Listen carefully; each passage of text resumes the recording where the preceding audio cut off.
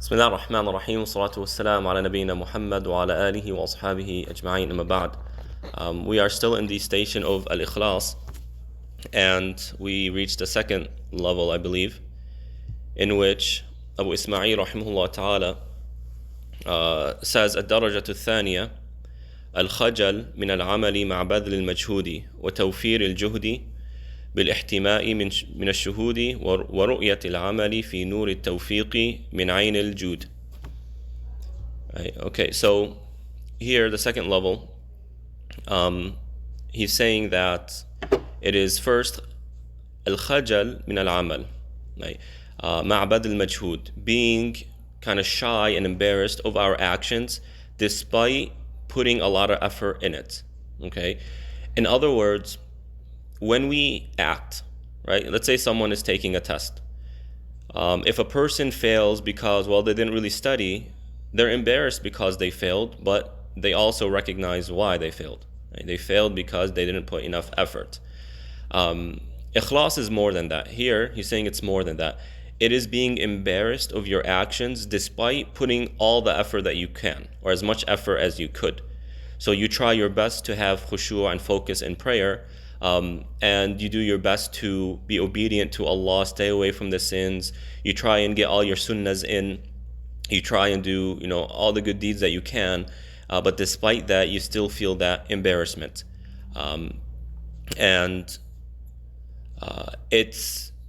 This is sourced in this timidness from Allah subhanahu wa ta'ala, that the person is shy from Allah, and knowing Allah's grandeur and acknowledging it and experiencing it, observing it, the person is just this attachment that they have to Allah, this perception of Allah that has encompassed and captured their heart, just always makes them feel like, I can never fully express my love for Allah subhanahu wa ta'ala, simply because, He's always worthy of more. And it's easier to feel something than it is to express it. And therefore, no matter how much I do, it's not enough for Allah's grandeur, and it's simply not, it does not fully reflect Allah's place, His status in my heart, because of my inability to express it. And in this regard, Allah subhanahu wa ta'ala says in the Quran, وَالَّذِينَ يُؤْتُونَ مَا آتَوْا وَقُلُوبُهُمْ وَجِلَةٌ أَنَّهُمْ إِلَىٰ رَبِّهِمْ رَاجِعُونَ أُولَٰئِكَ يُسَارِعُونَ فِي الْخَيْرَاتِ وَهُمْ لَهَا سَابِقُونَ. Allah subhanahu wa ta'ala says that those who do what they are supposed to do, they do what they were commanded to do, and at the same time their hearts are in a state of wajil. And we went over the station, wajil, where the heart is kind of like, it is distressed in a positive way, not in a negative way. It is concerned. The heart is concerned because of our what we perceive to be shortcomings, right? So we have this feeling of concern because we are returning to Allah subhanahu wa ta'ala. So this verse is telling us that the believer is acting, right? They're acting in accordance to what Allah subhanahu wa ta'ala wants from him or her, and simultaneously the person's emotional state is in a state of concern, right? Their emotions are in a state of concern. Why? Because they know and they acknowledge that they will be returning to Allah subhanahu wa ta'ala, and they will be presenting these deeds to Allah subhanahu wa ta'ala. And of course, Allah knows all that we do.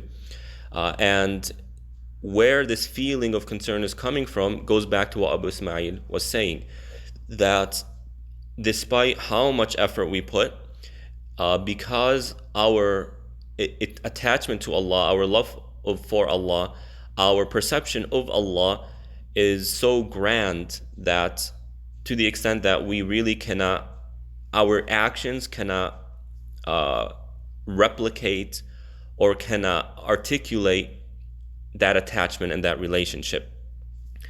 So the heart enters a state of concern, knowing that on the Day of Judgment I only have pennies to present to Allah subhanahu wa ta'ala. Right? And then what does Allah say afterwards in the following verse? أُولَٰئِكَ يُسَارِعُونَ فِي الْخَيْرَاتِ وَهُمْ لَهَا سَابِقُونَ. These type of people, these type of believers who have this emotional dynamic going on, and this also this routine of rituals going on, they are the ones who excel in their deeds. They are the ones who are racing towards Allah subhanahu wa ta'ala, and they are very hasty in doing that which is good. So this helps balance, the second verse helps balance the first verse. So the first verse seems like a hopeless situation where, what's the point of doing all this when I can never really do anything special? When, if I were to dedicate my life for the sake of Allah, my feeling is that I will return to Allah with only pennies. Right? I will only have pennies to present to Allah subhanahu wa ta'ala. There's a type of helplessness there. So the second verse comes and Allah praises these type of people, saying that these people, right, will be inspired to excel. Right? These people are in the proper mental, emotional states that will propel them forward in Iman. Right? So Allah praises that. And as we spoke about before, Iman has this inverse kind of relationship between deeds and emotional or spiritual state. The less the person feels that their spiritual state is, right, the greater quality their actions will be. Right? Now remember what Abu Ismail is mentioning here. He's saying that the person is actually putting in a lot of effort. It's not referring to people who are lacking or who are slacking and who are not doing what they need to be doing. It's not talking about these type of people, but rather those who are putting in the effort. They're trying to be good Muslims, right? The more they engage Islam, the more they get to know Allah subhanahu wa ta'ala, the more vulnerable they feel, the weaker they feel their Iman is, right? But simultaneously, you'll find that the quality of their deeds are actually going up. So the first verse, when we link it with the second verse, when we understand the first verse through the lens of the second verse, we kind of get this inverse nature, right? You feel like your Iman is getting worse over time, even though you are doing what you need to be doing. You are obeying Allah, staying away from disobedience. You're getting to know Allah more. Your Iman, your knowledge of Allah has increased. You feel like your Iman is going down. But what you find is that your actions, even though the quantity of your actions might not be changing, it might be very static. The amount of good deeds you are doing now is very similar to what you were doing 10, 20 years ago. But despite that, the quality of your actions is going up. Why? Because the state of your Iman is getting healthier. The lower you feel your Iman is, when you are doing good deeds, right? When you think of Allah, the healthier your Iman is. And why is that? Right? Why is this a sign of healthy Iman? Why is feeling weaker in Iman while doing good deeds a sign of healthy Iman? It's because it goes back to that relationship between Allah and the individual and Allah subhanahu wa ta'ala. And if you remember the very first sessions when we spoke about Surah Al-Fatiha, I showed you that how the relationship works, the dynamics, where it's two ways. Allah engages us and we engage Allah, and then Allah responds to that and we respond to Allah subhanahu wa ta'ala. Essentially, our relationship with Allah goes back to it can be very much illustrated through two attributes. Allah being the ghani, the self-sufficient, not in need of anything, and the human being faqir, in need. Right? The more we feel in need, the more vulnerable we feel, and the weaker we feel. Thus, the Iman feels like it's going down. And the weaker we feel, the more superior we feel Allah subhanahu wa ta'ala. Right? The more self-sufficient we see Him. And thus, we realize that we need Allah subhanahu wa ta'ala. So although you feel like your Iman is going like this, the more you feel you are in need of Allah, the stronger of a relationship you have with Allah subhanahu wa ta'ala. It's very interesting, right? It's like the more you feel distant from Allah, right? Because of that weakness, the more you realize how much you need Allah subhanahu wa ta'ala. And thus it's like a gravitational pull. You start being pulled into anything that has to do with Allah subhanahu wa ta'ala. Does that make sense?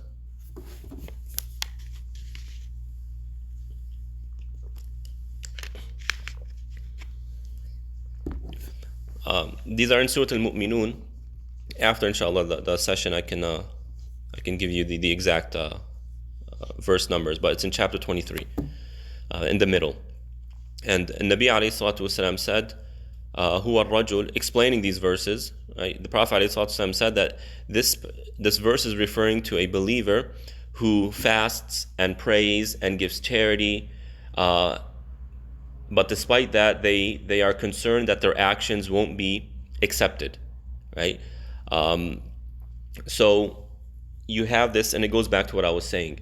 When we feel like our actions might not be accepted, it's not out of disparity that Allah is this, this divine being who is ruthless and uncaring and uninterested in His creation.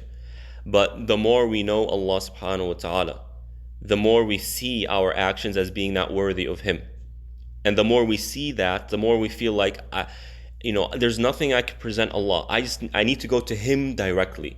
Not through my actions, not through this. I am doing what I need to do, and then I go to Allah. Oh Allah, I have nothing to present to you, but I invoke your mercy.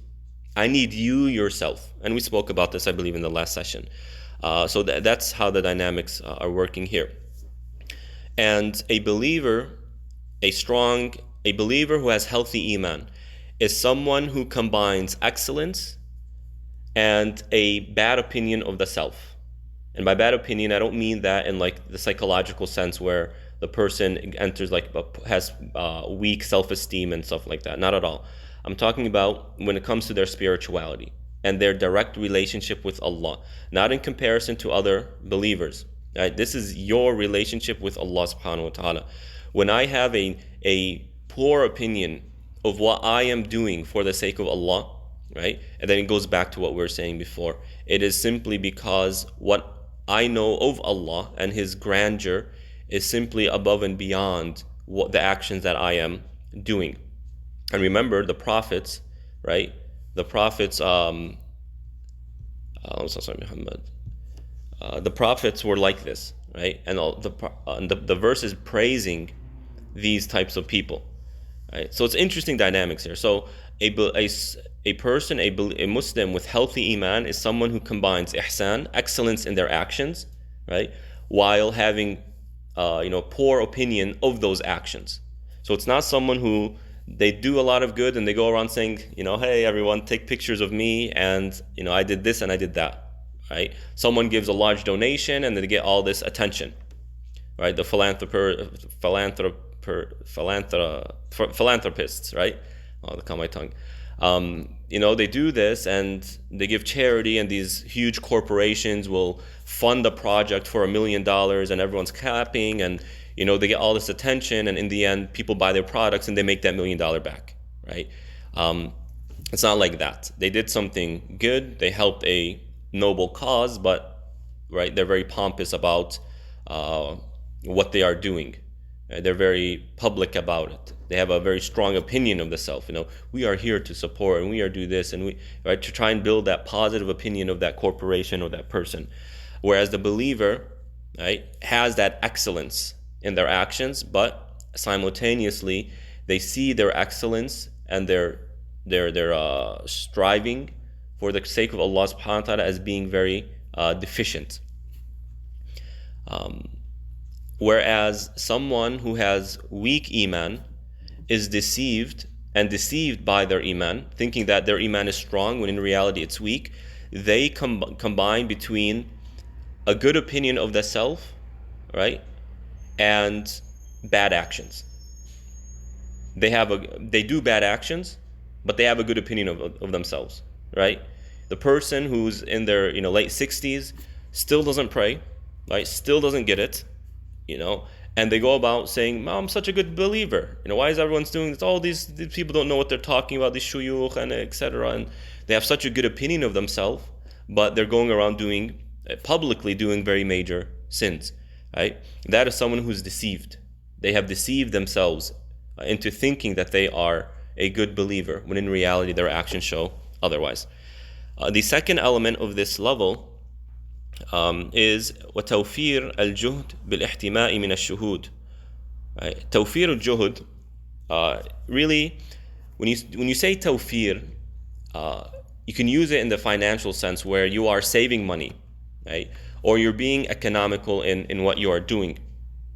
And what this means here in terms of our actions, so you're being economical with your actions, and that is يأتي بجهد الطاقة في تصحيح العمل محتميا عن شهوده منك وبك. It means that when you are striving, you're being economical in a sense that you are preserving your actions. Okay, this is one way of understanding it. Meaning, you recognize how sensitive this issue of sincerity is, and how far it can bring you, and how much it can be destructive if a person's insincere, right? And therefore, when a person kind of thinks about their actions or what they are doing or what they plan on doing in terms of good deeds, they realize that they need to be economical. They need to save these good deeds and the actions and all the effort that they are doing. And saving them is through this idea of sincerity, right? في تصحيح العمل. I need to purify these actions through sincerity. I need to save my actions by making sure my actions are sound and good, in that I do it the way the Sharia is telling me, and I am sincere in the way I am doing it. Right? I am sincere in the reason to why I'm doing it. And by doing that, you begin to save up your actions. Right? So, for example, you think of a budget that you make, and you need to save some of your money, and you do that by, as soon as your paycheck is put in your bank account or whatever, it automatically takes an amount from that and it puts it into some sort of investment fund or retirement fund, whatever it is. You are saving that money for a later time. It's just kind of the same idea here. You need to save your actions for a later time, that is the day of judgment. Well, how do you save it? And it's, as I mentioned, make sure it's in accordance with the Sharia and it is sincere. So part of the juhud, part of the striving for the sake of Allah subhanahu wa ta'ala is by making sure your actions are correct, by knowing and recognizing its accordance to the Sharia and the sincerity element. Okay? And here he points to one thing specific, and that is to avoid your self-observance of your actions, right? To avoid observing your actions in a positive light, or to avoid observing your actions as being rooted in the self. In other words, why did I pray right now? Right? I just prayed. And praying is an obligation. Did I pray because of Allah's bounty on me and His mercy on me, or did I pray because of this kind of the iman is springing out of my own heart? And when I pray, is it me who decides whether this is worthy or not, or is it Allah subhanahu wa ta'ala? Is it me who determines whether this is an accepted action or not, or is it Allah subhanahu wa ta'ala? So when we begin to root our perception, our good deeds as being sourced in Allah and from Allah, right? We begin to avoid falling into the trap of observing our actions in a positive light, right? Rather, this is the bounty of Allah subhanahu wa ta'ala upon me. I cannot boast about it. How can I boast about something I don't possess, right? I don't deserve, really. So it's like, someone lets you borrow their Ferrari and you're driving around and someone comes and asks you, how did you get this Ferrari and whatnot? Does that person have any right to start saying, yeah, it's mine and, I made the money for it? And they have no right to do that. That's actually bad behavior, right? It's not theirs to boast about. It's someone else's, and they're just letting them borrow it. Does that make sense? Okay. And then finally, the third element of the second level is تحتمي بنور التوفيق, meaning nur al-tawfiq, the light of Allah's help, and His tawfiq is like His giving you the ability to succeed. That it kind of goes into what I was just saying, that whenever we accomplish a good deed, whenever we do a good deed, it is very, very important in light of Ikhlas and other elements of spirituality that we recognize where this good is sourced. It is not sourced in my own ability to do this, in my own will, in my own strength, but rather it is a gift Allah subhanahu wa ta'ala gave to me, and He gave it to me not because I am worthy of it, but rather because He is bestowing His mercy and His bounties upon me, right? And I mentioned, I believe, why this is important in terms of our relationship with Allah subhanahu wa ta'ala, in that when this becomes our perception of spirituality and our religious engagements, it creates this kind of gravitational pull to Allah subhanahu wa ta'ala, where all the good that we see in life, we source it as coming from Allah subhanahu wa ta'ala. And when we do that, it just builds our love for Allah, right? And thus it strengthens our iman, and we become more and more enthusiastic about piety and religiosity because of that good sense that we feel through this love element. Allah is giving me this, Allah is giving me that, right? It makes the relationship more intimate, more meaningful. Instead of saying, well, I'm the one who got up for Fajr and I'm the one who do this and that, then it becomes like, okay, where's Allah fit in all of this? It's no longer about building a relationship with Allah. It's more like kind of just making the self feel good. And that's not the point of Iman. That's not the point of the Quran. It's not the point of spirituality. The point is to build that relationship. And the more we see our actions as being sourced in Allah, a gift from Allah to you, right? And that Allah is the one who accepts it from His bounty and His mercy, and Allah is the one who gives it to you as a gift, and He's showing you and expressing to you so many types of ihsan, so many types of compassion and excellence towards you, the individual, right? It gives a whole different flavor to that relationship, right? So that's what's meant by this here. And then finally, the third level of ikhlas, إخلاص العمل بالخلاص من العمل تدعه يسير سير العلم وتسير أنت مشاهدا للحكم حرا من رق الرسم. So here he starts off by saying إخلاص العمل بالخلاص من العمل. In other words, what this means is you build sincerity in your actions by letting your actions ride a certain current that you don't control. Okay, so for example, streams, a stream of water that's powerful, that stream is controlling you. You're not controlling it, right? Similarly, part of building ikhlas is finding that stream of taqwa, of iman, and letting that stream guide you. Okay, how so? Well, he points to a specific element, and that is the knowledge.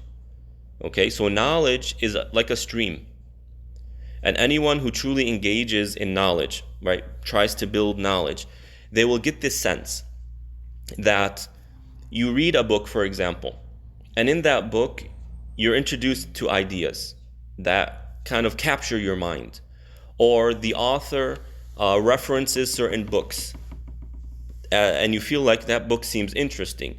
So after you complete that first book, you go into, you read one of the referenced books, or you try and answer one of the questions that remain on your mind after reading the book or because of reading the book. And you find that One book leads you to another, and it leads you to another, and it leads you to another, a fourth, a fifth, etc. So you feel like knowledge is what's guiding you, and you're not controlling knowledge. And when that happens, it really gives a strong sense of knowledge. The person's able to recognize that knowledge is more powerful than the individual, and knowledge is the leader and not the individual. Same thing with knowledge in Islam. Let knowledge guide you, not you guide knowledge or actions. And what that results in is that it's kind of like you are submitting to the one who created this knowledge in the first place, and that is Allah subhanahu wa ta'ala. Right? You are letting knowledge of Islam, the Sharia, take you and guide your actions. And if the whole point of Islam is to learn how to submit to Allah subhanahu wa ta'ala, well, submission is accomplished when we submit to Allah's will and His commands. And to help us accomplish that, we need to let knowledge of Islam guide us. Because knowledge of Islam teaches us how to submit to Allah subhanahu wa ta'ala, or what Allah wants. Does that make sense?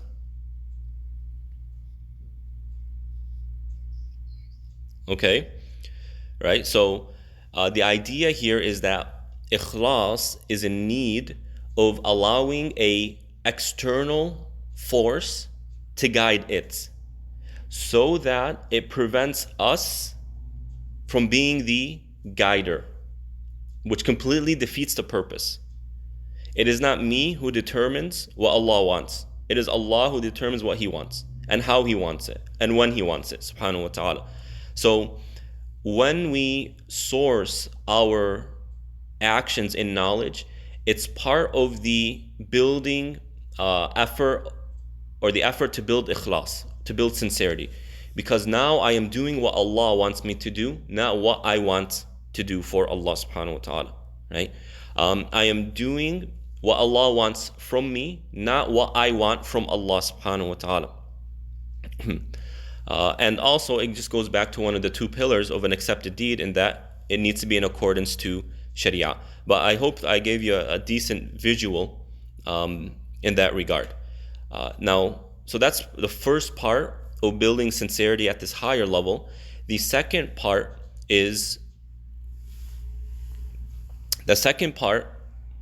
okay, so you have now an external force that is guiding your boat, right? You are still on that boat, and you have an amount of agency. What do you do while that stream is taking you? What you do is observe Allah's sovereignty, right? You observe Allah's sovereignty free of your own participation of that. Okay, what on earth does that mean? It means your heart, as the stream of knowledge is guiding you, your heart is focused on Allah's sovereignty in qada and qadar, right? In that Allah subhanahu wa ta'ala created the world in a certain way, right? And we are very much submissive to that way. There's no getting around it, believer or not. No one can defy the theory, the physics of gravity. No one can defy the reality of day and night, right? We cannot defy natural law. We cannot defy any of these things, and that is part of the qada and qadar. And that when we recognize our existence within this overpowering reality, the realities of nature, we realize how much we are truly in submission to Allah subhanahu wa ta'ala, and that there's no escaping Allah subhanahu wa ta'ala. And what he says about this is that the more you realize how much you are under Allah's sovereignty, the freer you become. The freer you become. Because you begin to recognize that there is no way around this except through Allah subhanahu wa ta'ala Himself, with Allah subhanahu wa ta'ala. And the more a person realizes, well, if there is no way to escape Allah, well, why not go to Allah subhanahu wa ta'ala, especially when He promises to save us and to, to have mercy on us and to give us and to answer us and His compassion, etc. And this is precisely what the jinn said, right, in Surah Al-Jinn, in which they said, وَأَنَّا ظَنَنَّا أَن لَن نُعْجِزَ اللَّهَ فِي الْأَرْضِ وَلَن نُعْجِزَهُ هَرَبًا. They said that we are certain that we cannot escape Allah in any way. Right? We cannot escape Allah, and therefore we submit to Allah subhanahu wa ta'ala. So as we are allowing the stream of knowledge to take us, right, and we are on that boat, what we do is just begin to be inspired by Allah's sovereignty. And the more we see it, the more we observe it, the more it frees our heart from recognizing or thinking that what we do and the effects of our actions on our reality, right, it frees us from thinking that, or it frees us from being deceived that our actions are, get us to where we want to be, right? Does that make sense?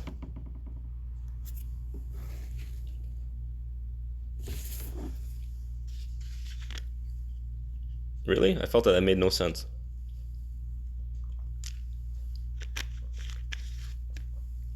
And now you're silent.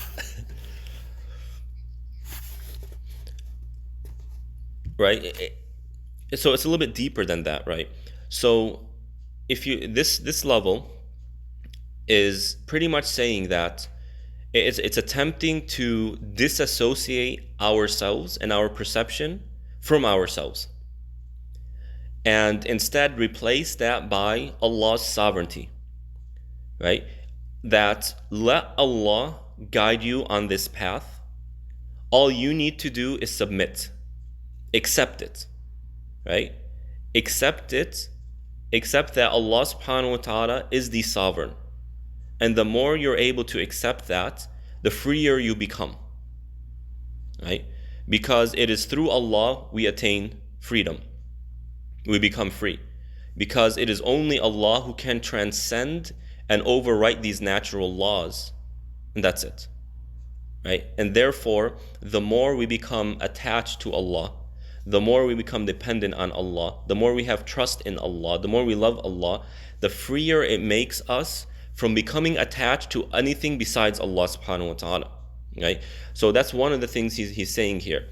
Let knowledge free you, right? When you're on that stream of knowledge, it frees you from being chained and shackled by, the deception of other people, right? By the deception of the self. When it's knowledge that's guiding your sincerity, when it's knowledge that's guiding your actions, it essentially excludes our desires, right? Our whims, our desires, our whims. It excludes the opinions of what other people want from us, right? Why? Because what's guiding us, what's moving us is something beyond that. They can't stop the stream of knowledge, nor can I. And thus it excludes the elements that might taint our ability to truly be sincere for Allah subhanahu wa ta'ala, or to Allah, right? Simultaneously, we are observing Allah's sovereignty and his just sheer might and His power through this idea of asbab, right? Through the natural laws, and that we can only function within these laws. And thus, my role, my effect in the greater scheme of reality is so small and is so irrelevant, right? Because in the end, if I accomplish something, I was only able to accomplish that through the natural laws Allah dictated, right?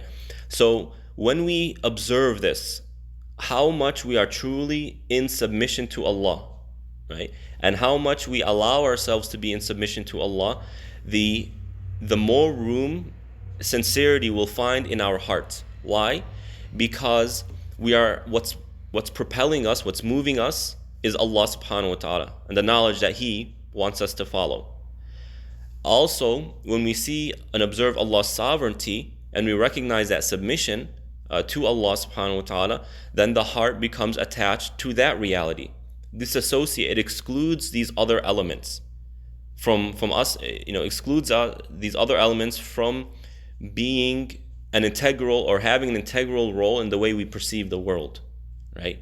Not that they don't exist, not that they're unrealistic, not that people don't do things that are bad or good, right? But they're only able to do that by the permission of Allah's sovereignty, right? And thus the heart becomes further and further attached by disassociating itself from these other elements. Does that make more sense? Right? And in this regard, Allah subhanahu wa ta'ala says in the Quran, لِمَنْ شَاءَ مِنْكُمْ أَن يَسْتَقِيمُ وَمَا تَشَاءُونَ إِلَّا أَن يَشَاءَ اللَّهُ رَبُّ الْعَالَمِينَ. So to whoever wills from amongst you, to be on the straight path, right? Whether their actions or their actions and their beliefs, whoever wants to be on the straight path, right? Then know that you do not will anything except by the will of Allah, the Lord of the universe, right? So by letting knowledge, the stream of knowledge, take us and guide us, this verse is kind of attesting to that.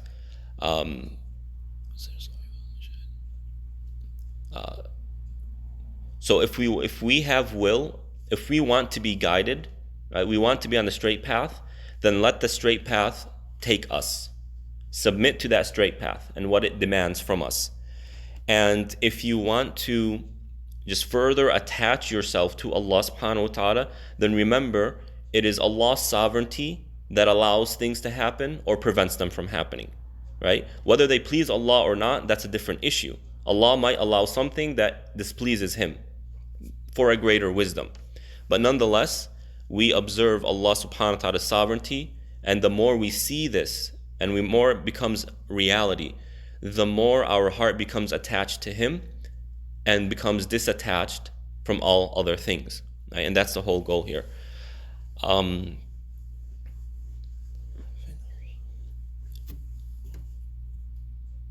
Right. So just kind of two more points here. He concludes, Abu Ismail concludes this all by saying, min riq al-rasim.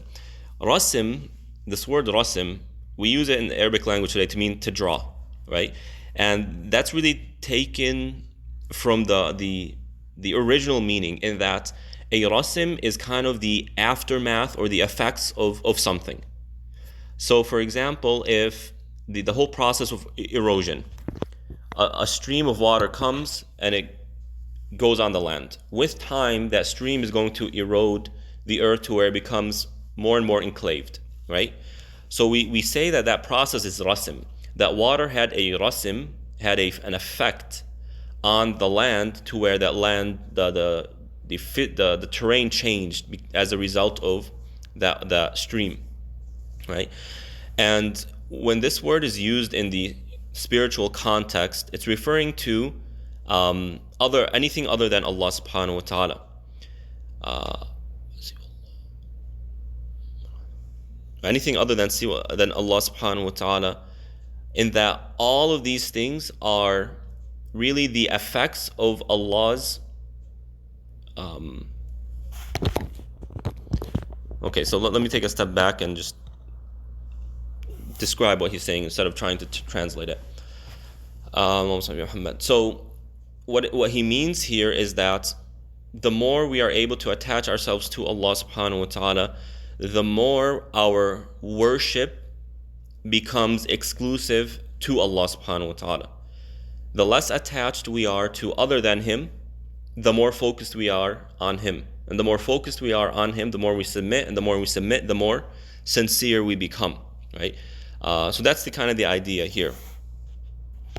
And then he concludes, or Ibn Qayyim rahmatullahi concludes by saying, حقيقة الإخلاص توحيد المطلوب وحقيقة الصدق توحيد الطلب. The essence of sincerity is uniting what we are seeking, meaning making what we seek one thing, and that is Allah subhanahu wa ta'ala. So if you kind of imagine the complexity of our lives and that there are so many different elements in our lives: family, work, financial, relatives, our social realities, our political realities, our health, all these things, right?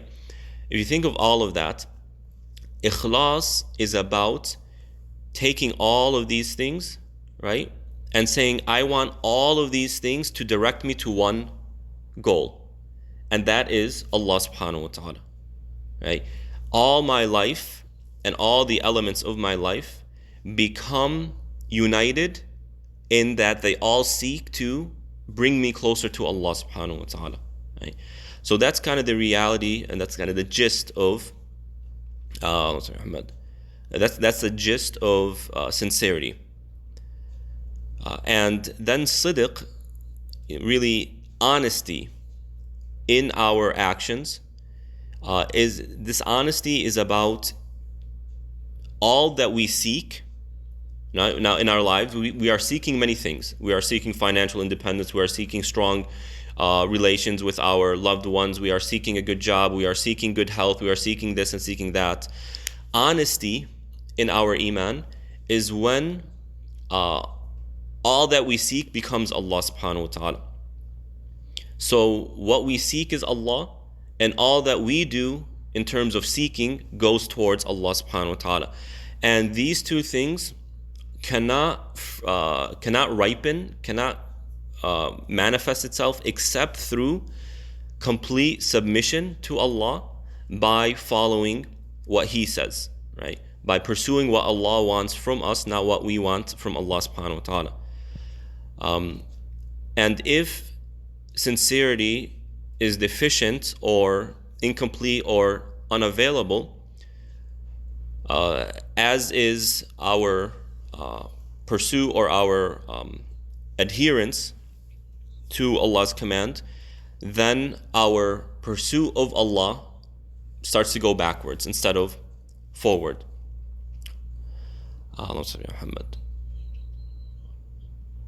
Right, so that's what we want. It is submission.